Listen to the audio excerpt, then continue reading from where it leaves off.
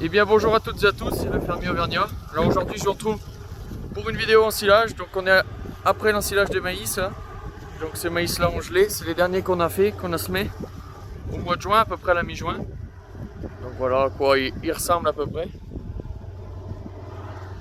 Donc ils ont gelé récemment, parce que là on a quand même eu quelques fortes gelées à -2, -3 les nuits, donc ça a fini de les geler. Niveau grain c'est pas super, honnêtement on a connu mieux.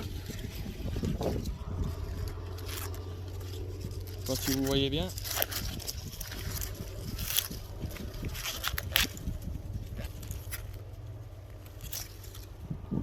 On arrive à avoir un peu de charbon, ils ont souffert du sec. Donc qui dit charbon dit stress hydrique, ou n'importe quel autre stress d'ailleurs, mais ici c'est surtout dû au sec. Donc voilà, les maïs pas super, il y a quand même un peu de rendement parce que dans cette parcelle ils sont quand même assez jolis, les derniers faits sont presque les plus jolis.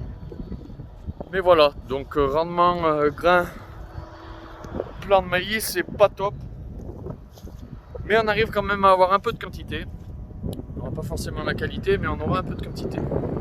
Voilà, je m'excuse de ne pas vous faire de prise de vue au drone, comme vous voyez il fait pas mal de vent, et je préfère mieux pas le sortir.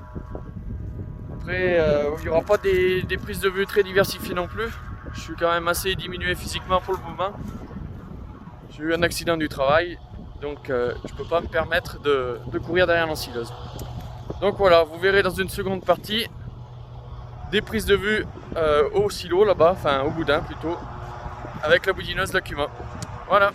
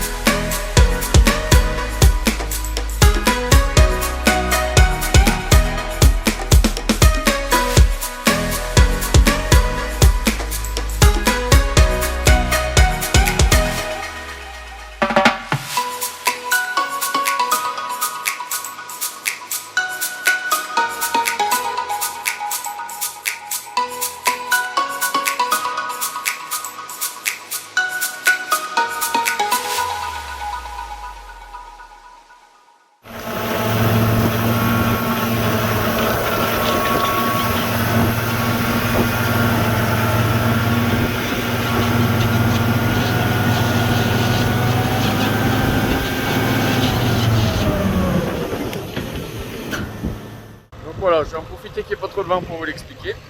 Donc la boudineuse et le tracteur sont en Lacuma.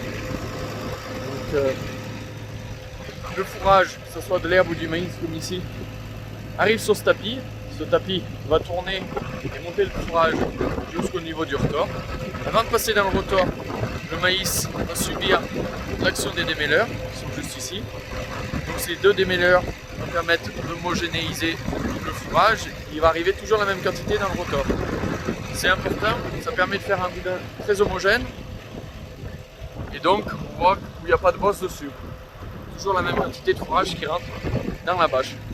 Donc après c'est un principe d'inertie. Donc c'est le fourrage qui rentre dans le boudin qui va pousser la boudineuse à l'avant et le tracteur. Ça permet d'avoir une pression constante dans le boudin. Donc ici on n'a pas de cage à l'extérieur, on a une ancre dans le boudin qui va retenir la boudineuse pour pas qu'elle avance trop vite. Donc ça permet d'emprisonner le fourrage à l'intérieur de la bâche et surtout d'éliminer l'air. Donc voilà, donc on va avoir une bonne fermentation et comme dans le maïs, espérer avoir aucune perte. Voilà le principe de la boudineuse.